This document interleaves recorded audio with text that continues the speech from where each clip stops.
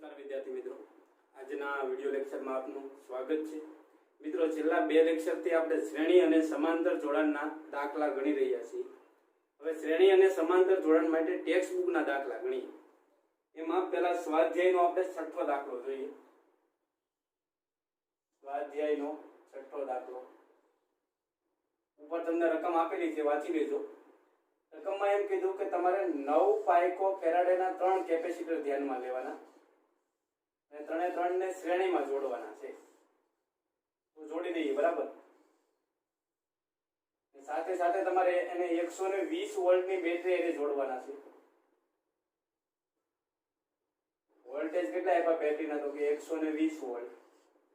આ પહેલું કેપેસિટર એ 9 પાઇકો ફેરાડેનું છે। બીજું કેપેસિટર એ પણ 9 પાઇકો ફેરાડેનું છે અને ત્રીજું કેપેસિટર એ પણ 9 પાઇકો ફેરાડેનું છે। ઓકે, તો પહેલો પ્રશ્ન એવો કરેલો છે કે ત્રણેયનું સમતુલ્ય કેપેસિટન્સ ગણો। તો શ્રેણીમાં હોય તો સમતુલ્ય કેપેસિટન્સ કેટલું થાય? આમ તો તમને સીધે સીધું ખબર છે, શ્રેણીમાં છે ને પાછા હરખા છે એટલે ત્રીજા ભાગનું થઈ જાય, પણ અત્યારે દાખલો તમારે ગણવો પડશે।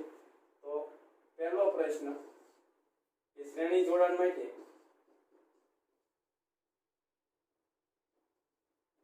समतुल्य कैपेसिटेंस, तो एनु सूत्र શું આવશે? શ્રેણી જોડાણ માટે 1/4 કરીને આવે, બરાબર ને? તો 1/c ઇક્વિવેલેન્ટ બરાબર 1/c1 + 1/c2 + 1/c3। ઓકે, હાલો 1/c ઇક્વિવેલેન્ટ ના c ઇક્વિવેલેન્ટ c1 છે કેટલાનું છે? તો કે 9 પાઇકો ફેરાડેનું, એટલે હું ખાલી 9 જ લખું છું, બરાબર ને? Plus 1/9 plus 1/9। ઓકે, હાલો છેદ સમાન એટલે કોમન છેદ થશે, એટલે ફાઇનલી શું થાય કે 1/c ઇક્વિવેલેન્ટ, આ કોમન છેદ લખી નાખીએ અહીંયા આપણે 9 ને ઉપર ત્રણે ત્રણનો સરવાળો થાય એટલે 1 + 1 + 1 1/c equivalent is equal to શું થાય? તો ઉપરથી જશે 3 ના છેદમાં 9 અને ગલોટિયું ખવડાવી ગયો તો c equivalent is equal to શું થાય? 9 ના છેદમાં 3 અને 9 ભાગ્યા 3 કરો તો 3 આવશે, પણ જવાબ એમાં આવશે પાઇકો ફેરાડેમાં। યાદ રાખજો, કારણ કે ત્રણે ત્રણ તમને પાઇકો ફેરાડેમાં આપેલા છે। ઓકે, તો પહેલું કામ પૂરું થયું। બીજો પ્રશ્ન હું પૂછ્યો કે ત્રણે સમાંતર વોલ્ટેજ કેટલા હોય? તો આ પહેલું કેપેસિટર છે, એના ઉપરના વોલ્ટેજને હું કીધું V1। તમને ખબર છે શ્રેણી જોડાણમાં વોલ્ટેજ છે એ વેચાઈ જાય, ત્રણે ત્રણ ઉપર વોલ્ટેજ હું અહીં બતાવી દઉં। તો અહીંયા V1 છે, અહીંયા V2 છે ને અહીંયા V3 છે। તો લખીએ બીજો પ્રશ્ન કે દરેક પરના વોલ્ટેજ,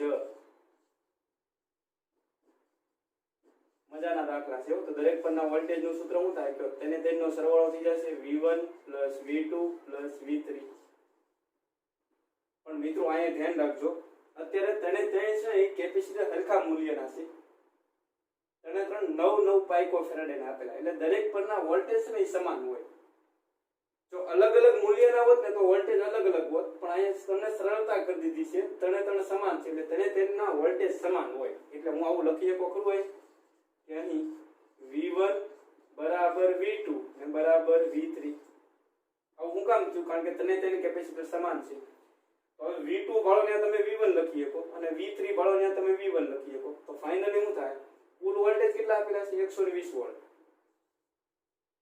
બરાબર ને? વોલ્ટેજ નો એકમ આવશે વોલ્ટ। ઓકે, હાલો V1 ને એમના બેવા દો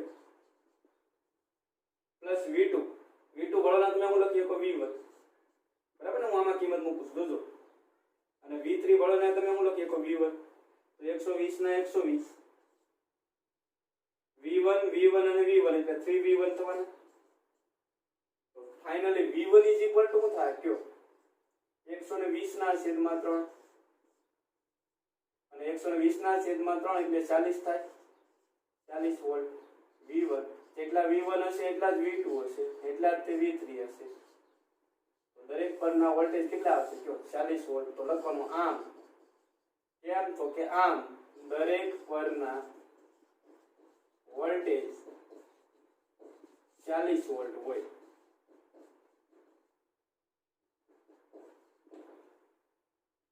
હવે હવે આપણે સ્વાધ્યાયનો 7મો દાખલો જોઈએ. એમાં સરસ મજાના 3 કેપેસિટર આપ્યા. એ ત્રણે સમાંતરમાં જોડેલા છે. ઉપર તમે રકમ જોશો એને તેની કેપેસિટરના મૂલ્ય પણ તમને આપ્યા હશે. એક છે 2 માઇક્રોફેરાડે,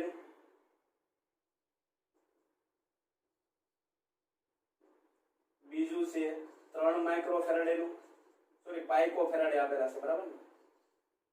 બીજું છે 3 પાઇકોફેરાડે અને ત્રીજું છે 4 પાઇકોફેરાડે. આ તેને સમાંતરમાં જોડી અને સાથે સાથે બેટરી પણ જોડેલી છે. બેટરીના વોલ્ટેજ આપ્યા તમને 100 વોલ્ટ. પહેલો તો પ્રશ્ન એવો પૂછો કે આ તેનું સમતુલ્ય કેપેસિટન્સ ગણો. તેને સમાંતરમાં હોય એટલે સમતુલ્ય કેપેસિટન્સ શું થાય? સીધો સરવાળો. એટલે પહેલું કામ તો સરળ બની જશે. સમતુલ્ય કેપેસિટન્સ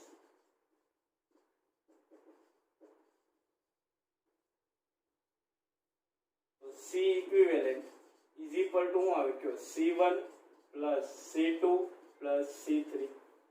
C1 કેટલા મૂકશો?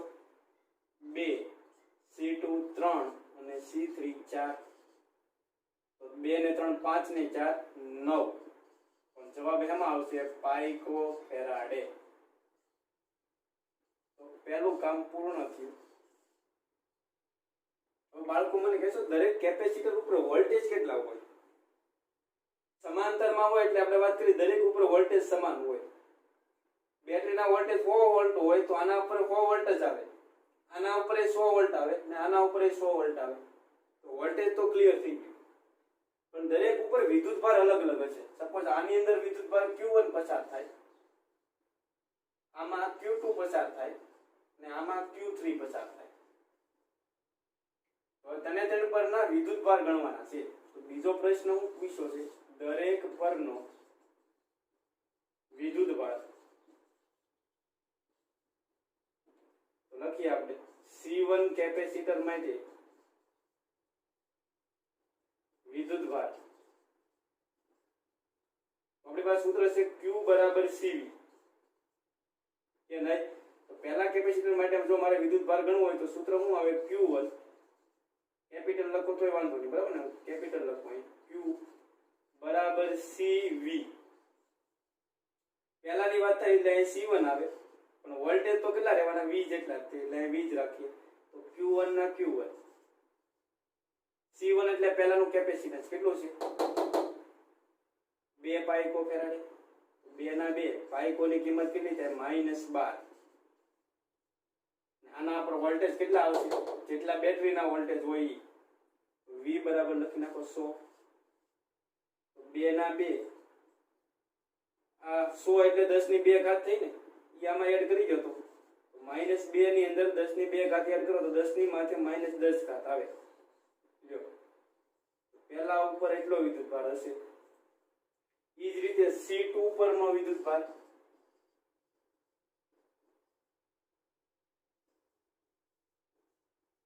તો એને આપણે કહી દઈએ Q2. તો Q2 ઇઝ ઇક્વલ ટુ આવે C2 ઇન્ટુ V. C2 કેટલા મૂકશો? 3 પાઇકોફેરાડે. પાઇકો એટલે -12. V એટલે કેટલા આપ્યા? 100 વોલ્ટ. હિસાબ કરો તો શું આવે? 3 ગુણ્યા 10 ની માથે -10 ઘાત. વિદ્યુતભારનો એકમ થાય કુલંબ. અને C3 પરનો વિદ્યુતભાર તમને કે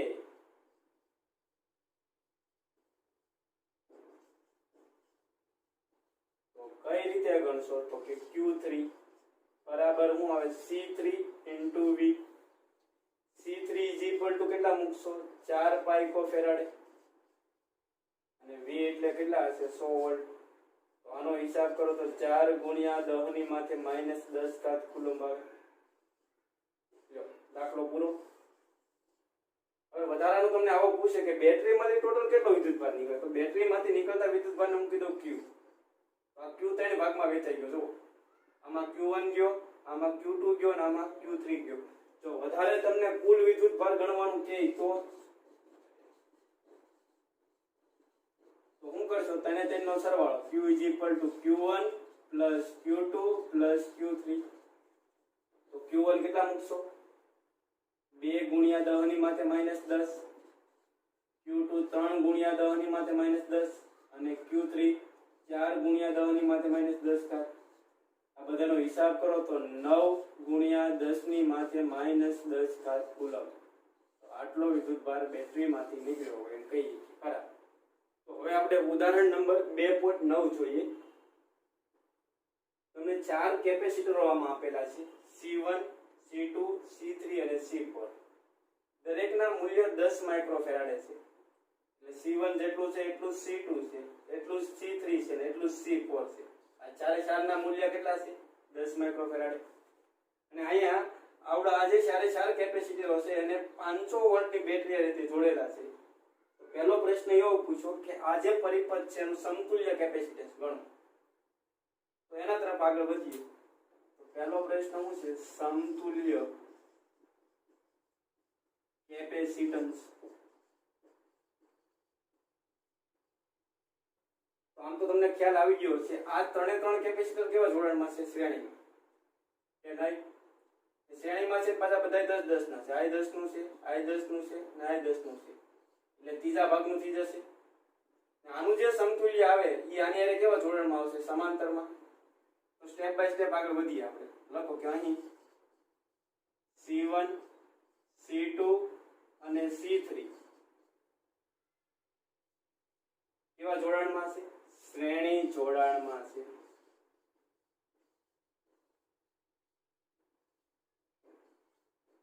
તો સમતુલ્ય કેપેસિટન્સ શું આવશે, 1/n કરી.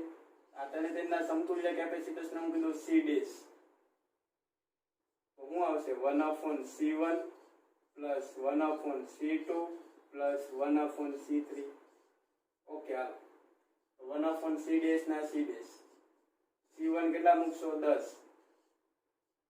પ્લસ C2 એ 10 નું છે અને C3 પણ 10 નું છે.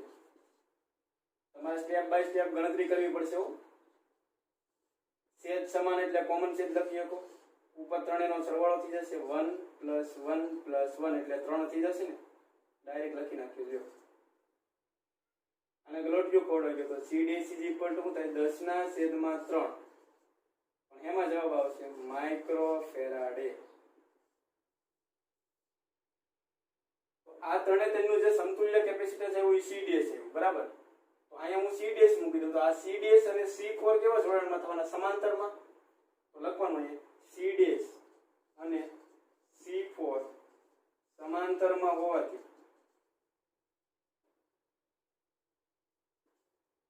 તો અહીંયા C' અને આ C4 સમાંતરમાં છે. તો આ બેનું સમતુલ્ય કેપેસિટન્સ ને હું કીધું ફાઇનલ આપણે સમતુલ્ય કેપેસિટન્સ મળશે એટલે C ઇક્વિવેલન્ટ કહી દો. તો કેટલું આવે, બેના સરવાળા જેટલું. સમાંતરમાં સીધો સરવાળો થાય તો C' + C4. તો C' કેટલા શીખ્યો, 10^3 પ્લસ C4 કેટલા છે, C4 તો C4 છે 10 નું છે.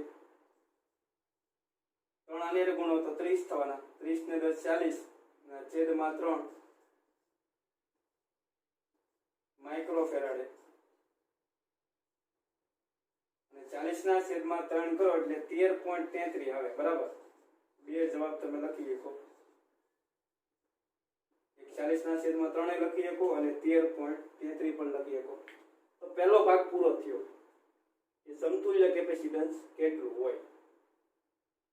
હવે જે બીજો ભાગ છે એ બહુ અગત્યનો, કે દરેક કેપેસિટર માંથી પસાર થતો વિદ્યુતભાર તમારે ગણવાનો છે. હવે તમે જોજો, આ બેટરી માંથી જે કુલ વિદ્યુતભાર નીકળે હું કીધું Q. જસ્ટ પૂરતી ઘડી પૂરતી હું યારા બતાવું. એમાંથી આ જે ચોથું કેપેસિટર છે એમાં જતા વિદ્યુતભારને હું કીધું Q4. સપોઝ અહીંથી 10 આવે છે આમ. હવે હું એમ કહું કે આમાંથી અહીંથી ટોટલ 10 આવે, આમાં જો 3 ગયો હોય તો ઉપર કેટલો જવાનો, 7. એટલે તમારે શું કરવાનું છે, પહેલા Q ગણવો પડશે, પછી Q4 ગણવો પડશે, પછી બાકીનો તમને આમાં મળી જશે. તો પહેલા તો કુલ વિદ્યુતભાર ગણવાનો પ્રયત્ન કરો. તો લખીએ આપણે અહીંયા બેટરી માંથી મળતો વિદ્યુત ભાર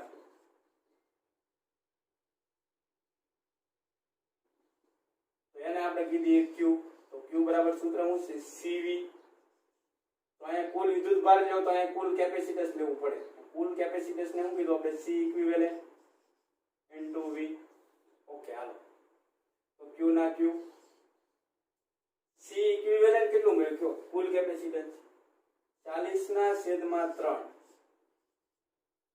માઇક્રોની કિંમત મૂકવી પડશે અહીંયા તો માઇક્રો એટલે 10⁻⁻6 ઘાત અને V એટલે વોલ્ટેજ કેટલા છે 500 આ બધાનો હિસાબ કરશો અને તમે છેલ્લે રાઉન્ડ ઓફ કરશો ડિજિટ ખસેડશો અને ફાઇનલ તમારો જવાબ આવો આવશે 6.67 ગુણ્યા 10⁻³ ઘાત આવશે બીજાને રાઉન્ડ ઓફ કરી નાખો તો 6.7 ગુણ્યા 10⁻³ ઘાત કુલમ આ બેટરી દ્વારા મળતો કુલ વિદ્યુત ભાર મળ્યો પેલું કામ ઈ કર્યું હવે તમારે કરવાનું શું છે આ C4 માંથી પસાર થતો વિદ્યુત ભાર ગણી નાખો તો પહેલા ઈ ગણીએ તો લખો C4 માંથી પસાર થતો કુલ વિદ્યુત ભાર એનો હું Q4 કહી દઉં તો Q બરાબર સૂત્ર શું છે CV પણ અહીંયા 4 ની વાત થાય તો કેપેસિટન્સ કોનું આવશે 4 નું પણ હવે વિચારવાનું એ છે કે 4 ઉપર વોલ્ટેજ કેટલા હોય તો આ C4 છે જોજો એ પરફેક્ટલી આને સમાંતર છે જો તો અહીંયા જેટલા વોલ્ટેજ છે ને એટલા જ આના ઉપર વોલ્ટેજ આવે તો C4 ઉપર વોલ્ટેજ કેટલા છે 500 વોલ્ટ તો અહીંયા V બરાબર મૂકશું 500 તો કિંમત મૂકો તો Q4 ના Q4 C4 ની કિંમત કેટલી છે 10 માઇક્રોફેરાડે માઇક્રો એટલે 10⁻⁻6 ઘાત અને વોલ્ટેજ V કેટલા આવશે 500 એટલે આ છે 5000 ગુણ્યા 10⁻⁻6 ઘાત 3 ડિજિટ કશે નાખો તો 5 ગુણ્યા 10⁻⁻3 ઘાત કુલમ થયો આ હું મળ્યું તમને ખબર પડી C4 માંથી પસાર થતો વિદ્યુત ભાર મળ્યો એટલે થયું હું હવે જો બેટરી માંથી કુલ કેટલો નીકળે 6.7 સમથિંગ એમાં C4 માં કેટલો જાય 5 સમથિંગ એટલે અહીં ધ્યાન આપજો બેટરી માંથી ટોટલ કેટલો વિદ્યુત ભાર નીકળ્યો 6.7 બરાબર ને હું અહીં લખું છું 6.7 ગુણ્યા 10⁻⁻3 ઘાત એ લખતો નથી આમાં કેટલો ગયો 5 તો બાકીનો વધ્યો હોય આમાં જવાનો કે નહીં બાકીનો કેટલો વધ્યો તો કે 6.7 માંથી 5 બાદ કરી નાખો તો 1.7 મળે તો 1.7 વિદ્યુત ભાર આમાંય જશે આમાં જેટલો હશે એટલો જ આમાં જવાનો અને તેની શ્રેણી જોડાણમાં છે એટલે તેમાં વિદ્યુત ભાર છે એ સમાન હોય એટલે આમાં હું એમ કીધું Q1 ગયો આમાં Q2 ગયો અને આમાં Q3 ગયો તો અહીંયા જેટલો ગયો હશે એટલો જ અહીંયા જવાનો એટલો જ અહીંયા જશે એટલે આપણે ડાયરેક્ટ આમ લખીએ હવે કે C1 C2 અને C1, C2 અને C3 માંથી પસાર થતો વિદ્યુત ભાર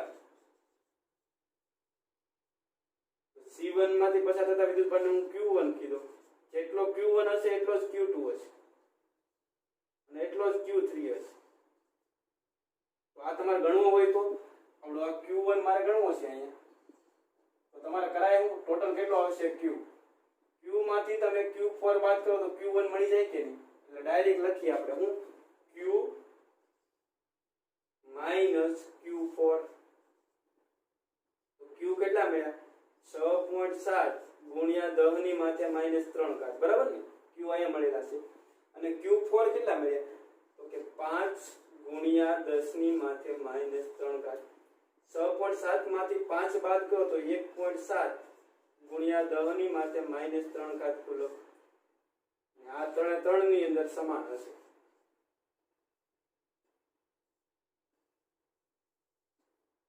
હવે આવો પ્રશ્ન પૂછે કે C4 માંથી કેટલો વિદ્યુત ભાર પસાર થયો તો કે 5 ગુણ્યા 10⁻⁻3 ઘાત કુલમ C1 માંથી પછી કેટલો પસાર થયો તો 1.7 ગુણ્યા 10⁻⁻3 ઘાત કુલમ તો આવડી જાય કે નહીં અહીંયા હું વિદ્યુત ભાર બતાવતો નથી, તમે સમજી જજો. લખવું લખી શકો એવું કઈ જરૂરી નથી, ખાલી એટલી રચના બતાવો. અહીંયા Q2 કહી દઈએ, અહીંયા Q3 કહી દઈએ.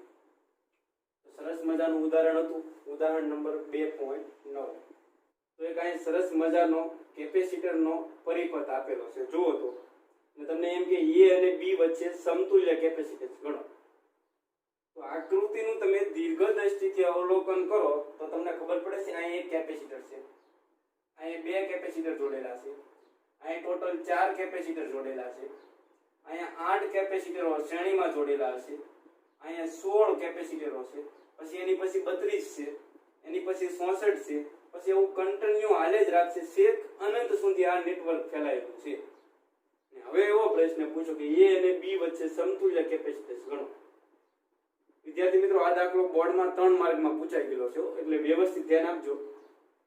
તો અહીંથી શરૂઆત કરીએ આપણે. જો અહીં તો એક જ કેપેસિટર છે એટલે કઈ પ્રશ્ન નથી. આ બંને કેપેસિટર કેવા જોડાણમાં દેખાય તમને જુઓ તો આ બંને શ્રેણીમાં છે, શ્રેણીમાં છે પાછા હરખા છે. જો તો અહીં અડધું થઈ જાય એટલે આનું સમતુલ્ય કેપેસિટન્સ થાય અડધું. અડધું કહેતા C/2. બેને કાઢીને એની જગ્યાએ એનું સમતુલ્ય મૂકી દઈએ આપણે C/2. અહીંયા ચારે કેપેસિટર કેવા જોડાણમાં છે? શ્રેણીમાં. શ્રેણીમાં છે પાછા હરખા છે એટલે કેટલા ભાગનું થઈ જશે? ચોથા ભાગનું. તો આનું સમતુલ્ય કેપેસિટન્સ થશે C/4. કેવું? C/4. અહીંયા 8 કેપેસિટરો શ્રેણીમાં જોડેલા છે એટલે આનું જે સમતુલ્ય કેપેસિટન્સ છે એ 8મા ભાગનું થઈ જાય. 8 એ 8 ને કાઢી નાખ. અહીંયા 16 કેપેસિટર શ્રેણીમાં જોડેલા છે તો સમતુલ્ય છે એ 16મા ભાગનું થઈ જાય.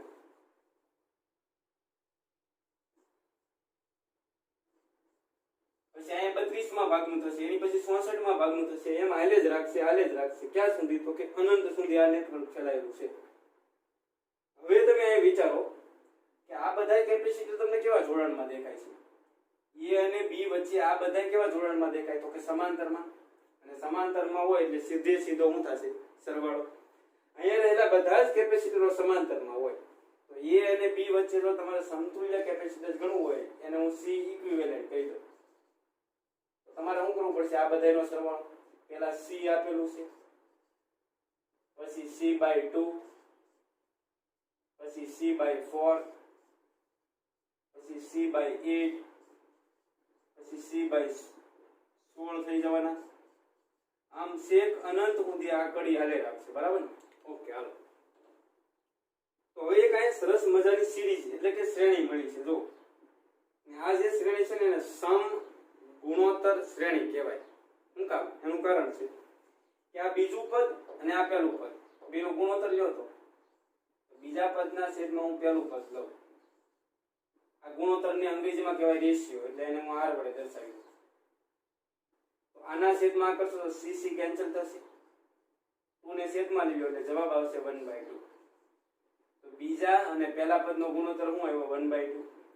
હવે ત્રીજા અને બીજા પદનો ગુણોત્તર લ્યો તો ત્રીજું પદ શું છે? C/4 અને બીજું પદ શું છે? C/2. C કેન્સલ થશે. આનો હિસાબ કરશો તો જવાબ આવશે 1/2. આમાં રેશિયો R બરાબર શું આવે? 1/2. ત્યાર પછી ચોથા અને ત્રીજા પદનો ગુણોત્તર લ્યો તો 1/2 આવશે. પાંચમા અને ચોથા પદનો ગુણોત્તર લ્યો તો 1/2 આવે. એટલે ક્રમિક પદોનો ગુણોત્તર સમાન આવે એટલે આને સમ ગુણોત્તર શ્રેણી કહેવાય. અને સમ ગુણોત્તર શ્રેણી માટે સરવાળો કરવા માટેનું એક સૂત્ર છે. હું આ લખું કે આ બધાનો સરવાળો કરવો હોય તો એના માટેનું સૂત્ર છે C ઇક્વિવેલન્ટ બરાબર A ના છેદમાં 1 - R. A એટલે પ્રથમ પદ. તો અત્યારે પ્રથમ પદ કેટલું છે? C ના છેદમાં 1 - R એટલે રેશિયો. તો બધા જ ક્રમિક પદોનો ગુણોત્તર કેટલો આવે? રેશિયો કહેતા ગુણોત્તર 1/2. તો C ના C 1 માંથી અડધું બાદ કરતો જવાબ આવશે અડધું. 2 ને ઉપર લઈ જાવ તો જવાબ આવશે 2C. જો આ આપણું સમતુલ્ય કેપેસિટન્સ મળી. તો આ તો સરસ મજાનો દાખલો બોર્ડમાં 3 માર્કમાં પૂછાયેલો છે. તો હવે આપણે શ્રેણી અને સમાંતરમાં હજી થોડીક વેરાયટી જોઈએ. જો તમને આવી આકૃતિ આપી દીધી અને તમને એમ કે એ અને બી વચ્ચે સમતુલ્ય કેપેસિટન્સ ગણો. તો કઈ રીતે ગણવાનું? તો તમને ખબર હોવી જોઈએ કે એક અહીંયા ધાતુની પ્લેટ છે, બીજી પ્લેટ અહીંયા છે, ત્રીજી પ્લેટ અહીંયા છે અને ચોથી પ્લેટ અહીંયા છે. એને આપણે નંબર આપી દીધા, પહેલી, બીજી, ત્રીજી અને ચોથી.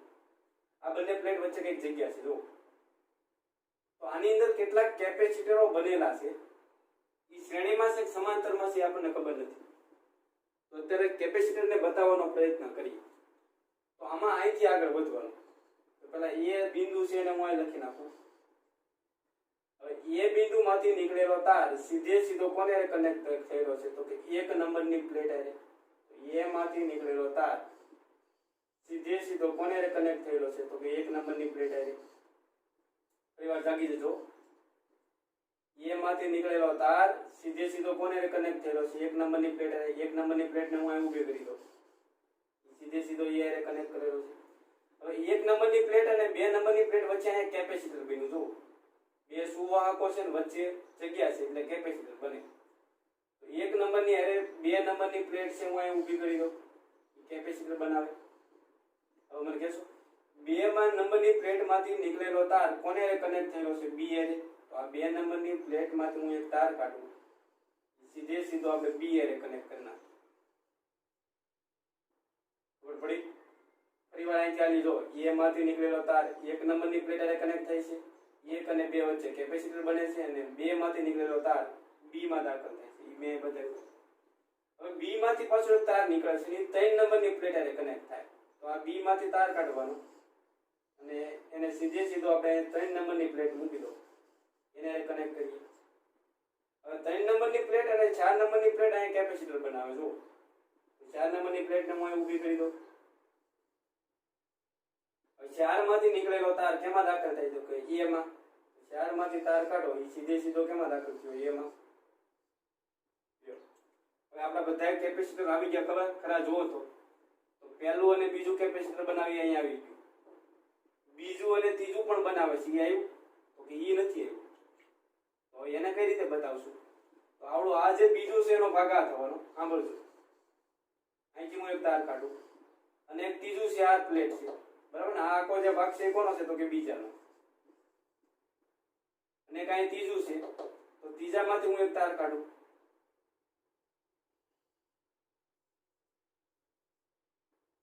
બે અને 3 નું કેપેસિટર બની ગયું. ચેક કરી જોજો. 1 અને 2 આવી ગયા? તો કે આવી ગયા. 2 અને 3 નું કેપેસિટર આવી ગયું? તો કે આવી ગયું. 3 અને 4 આવ્યા? તો કે 3 અને 4 આવી ગયા. તો બસ તમને 3 કેપેસિટર આપણે અહીં ગોઠવાઈ ગયા. તો એ અને બી વચ્ચે સમતુલ્ય કેપેસિટન્સ કેટલું હશે? આ દરેક પ્લેટ વચ્ચેનું અંતર રકમમાં ડી આપ્યું, બરાબર, અને ક્ષેત્રફળ આપેલું હોય એ. તો આનું કેપેસિટન્સ ને સી કહી દઉં. તો આનું કેપેસિટન્સ એ કેટલું હશે? સી હશે. આનું કેપેસિટન્સ એ કેટલું હોય? સી. હવે તમને ખબર પડે છે આ કેપેસિટર છે એ શોર્ટ થઈ ગયું, કારણ કે અહીંયા સીધો સુવાહક તાર કનેક્ટ કરેલો છે. જે કેપેસિટર શોર્ટ થઈ જાય એનું કોઈ મહત્વ નહીં, એટલે આને કાઢી નાખો. હવે આ બંને કેપેસિટર કેવા જોડાણમાં છે મને કહેશો? એ અને બી વચ્ચે કેવા જોડાણમાં છે? સમાંતરમાં. અને સમાંતરમાં હોય એટલે સીધો સરવાળો, એટલે સી ઇક્વિવેલન્ટ શું આવે? કયો? સી પ્લસ સી એટલે 2c. 2 ના 2. સી એટલે સમાંતર પ્લેટ કેપેસિટર નું કેપેસિટન્સ કેટલું હોય? એપ્સિલોન 0 એ અપોન ડી. એમાં તમને આ ઓપ્શન પણ આપેલો હોય. તો આવડી જાય કે ન આવડી જાય? થોડુંક તમારે આત્મમંથન કરવાનું છે એમાં. હવે તમને આવી આકૃતિ આપી દે અહીંયા. એ અને બી વચ્ચે સમતુલ્ય કેપેસિટન્સ ગણો. તો આવા દાખલામાં પહેલું કામ શું કરવાનું? પ્લેટને નંબર આપી દેવાનો. આ એક પ્લેટ છે એને પહેલો નંબર આપી દઈએ, અને બીજો નંબર આપી દઈએ, અને ત્રીજો નંબર આપી દઈએ, અને આને ચોથો નંબર આપી દઈએ. હવે આ જે એ બિંદુ છે ને હું એને અહીં લખું. હવે એ માંથી નીકળેલો તાર કોને કનેક્ટ થયેલો છે? સીધો 2 નંબરની પ્લેટ. જોજો 2 નંબરની પ્લેટ એક કેપેસિટર બનાવે. કોને હારે? તો કે એક હારે. હવે એક માંથી નીકળેલો તાર અહીંયા એક ટપકા હારે કનેક્ટ થયેલો છે. તો આ એક માંથી નીકળેલો તાર હું અહીંયા એક ટપકું બતાવી દઉં, એને કનેક્ટ કરેલો છે. ટપકામાંથી બીજો તાર નીકળે છે, 4 નંબરની પ્લેટ હારે કનેક્ટ થાય છે. તો આ ટપકામાંથી નીકળેલો તાર 4 નંબરની પ્લેટ હારે કનેક્ટ કરી દો. 4 નંબરની પ્લેટ એક કેપેસિટર બનાવે. કોની હારે? તો કે 3 હારે. તો 4 ની હારે એક કેપેસિટર બને છે 3 નંબરની પ્લેટ સાથે અને 3 માંથી નીકળેલો તાર કેમાં કનેક્ટ થયો તો કે બી એ હવે જોઈ લો આપડા બધા કેપેસિટર આવી ગયા તો કે 1 અને 2 આવી ગયું તો કે આવી ગયું બરાબર ને 2 અને 3 એવું છે તો કે ઈ નથી એવું તો હવે 2 નો ભાગ આપણો આ છે તો 2 માંથી એક તાર નીકળશે આ 2 નંબરની પ્લેટ ગણશું આપણે અને એક 3 માંથી તાર નીકળશે અહીં જો આ 2 નો માંથી નીકળેલો તાર છે અને આ 3 માંથી નીકળેલો તાર છે લ્યો તો આના કેપેસિટન્સ ને હું કીધું સી અને સી કીધું અને આને સી કીધું તો બધા આવી ગયા તો 1 અને 2 આવ્યા તો કે આવી ગયા 2 અને 3 આવ્યા તો કે આવી ગયા 3 અને 4 આવ્યા તો કે આવી ગયા હવે આનું સમતુલ્ય કેપેસિટન્સ કેટલું થાય એ અને બી વચ્ચે તો તમને ખબર છે આ બંને કેવા જોડાણમાં છે શ્રેણીમાં છે પાછા હરખા છે એટલે અડધું થઈ જાય એટલે આનું સમતુલ્ય કેપેસિટન્સ શું થાય c/2 c/2 અને c કેવા જોડાણમાં છે સમાંતરમાં અને સમાંતરમાં હોય એટલે સીધો સરવાળો થાય એટલે સમતુલ્ય કેપેસિટન્સ શું આવે કયો c + c/2 c માં c/2 ઉમેરી ગયો તો શું થાય 3c/2 તો 3 ના 3/2 ના 2 ને c = શું લખીએ કો ε0 E/d આ રીતે સોલ્વ કરીએ કો ખરા એની પછીનો નેક્સ્ટ દાખલો જોઈએ તો પહેલું કામ શું કરશું આપણે પ્લેટને નંબર આપી દો 1 2 3 અને 4 આ એ બિંદુને લખી નાખો અહીંયા એ માંથી નીકળેલો તાર કોને રે કનેક્ટ થયેલો છે તો કે 1 નંબરની પ્લેટ આરે ચાકતા રે જોવો હવે 1 નંબરની પ્લેટ 2 આરે કેપેસિટર બનાવે 2 માંથી નીકળેલો તાર અહીં ટપકા આરે કનેક્ટ થયેલો છે તો હું અહીં ટપકું બતાવી દઉં ટપકામાંથી નીકળેલો તાર 4 નંબરની પ્લેટ આરે કનેક્ટ થયેલો છે 4 નંબરની પ્લેટ 3 આરે કેપેસિટર બનાવે અને 3 માંથી નીકળેલો તાર બી આરે કનેક્ટ કર્યો છે જો આટલું ક્લિયર હવે તમને મને કહેવાનું છે 1 અને 2 આવી ગયા તો કે આવી ગયા 2 અને 3 આવ્યા તો કે નથી આવ્યા તો એ કઈ રીતે કાઢશો તો 2 અને 3 વચ્ચેનું કેપેસિટર લેવું હોય તો 2 નો વિસ્તાર કયો તો આ કયો કહેવાય બરાબર ને તો અહીંયા 2 નંબરની પ્લેટ લઈ લઈએ આપણે અને 3 નો વિસ્તાર આવડો થવાનો બરાબર 2 અને 3 વચ્ચે જોઈએ તો 3 નો વિસ્તાર આ થશે તો આમાંથી પ્લેટ કાઢીએ બહાર આપણે 3 તો હવે તમારે વિચારવાનું છે કે આનું સમતુલ્ય કેપેસિટન્સ કેટલું થાય તો આ બંને કેવા જોડાણમાં છે જોવો તો બરાબર ને સમાંતરમાં છે આ c હશે આ c હશે અને આ c હશે સમાંતરમાં હોય એટલે સીધો સરવાળો થાય કે નહીં એટલે c + c એટલે કેટલો થઈ જાય 2c આ બે વચ્ચે સમતુલ્ય કેપેસિટન્સ કેટલું થવાનું 2c ઓકે હવે c અને 2c પાસે કેવા જોડાણમાં છે શ્રેણીમાં છે જો શ્રેણીમાં છે પાછા હરખા નથી તો તમે શું કરશો ઉપર ગુણાકાર ને નીચે સરવાળો એટલે c * 2c છેદમાં c + 2c તો આ થાય 2c નો સ્ક્વેર છેદમાં 3c c કેન્સલ થાય એટલે જવાબ શું આવશે 2/3 * c તો 2 ના 2 3 ના 3 c = ε0 E/d આવડી જાય કે ન આવડી જાય